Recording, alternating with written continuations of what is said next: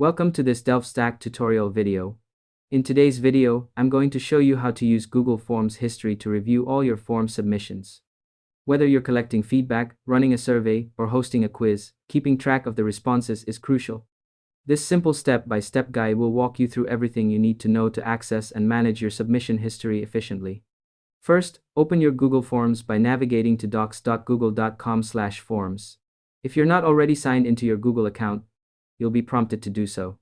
Simply click Sign In, enter your email address, click Next, type your password, and then click Sign In again. If you've used any Google service before, this process will feel very familiar. Once you're signed in, you'll arrive at the Google Forms homepage. Next, find the form whose submission history you want to check.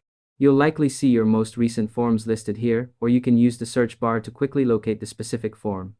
Once you've found it, click on the form to open it. With the form open, your next step is to click on the Responses tab located at the top. This tab is your gateway to viewing all the collected data, and Google Forms organizes everything neatly for you.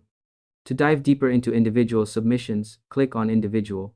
This view allows you to analyze each response one at a time, which is perfect for reviewing specific answers or spotting trends.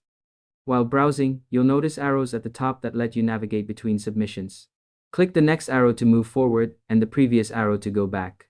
This feature is especially helpful if you want to systematically review all responses or look for patterns in the answers. To make the process smoother, a few quick tips: make sure you've selected the correct form and that your responses are up to date. Doing this beforehand saves time and prevents confusion when you're reviewing submissions. Once you've gone through these steps, you'll be able to track all responses for your Google form easily. After that, you can gather valuable insights, make data-driven decisions, and ensure no submission goes unnoticed. It's also a good idea to regularly check your submission history so you stay organized and on top of your forms. And that's all there is to it.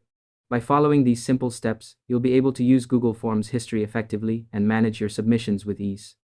Thanks for watching this DelfStack tutorial video, and I hope you found it helpful. If this helped you out, feel free to share it with others who might need guidance. Why not make someone's day easier?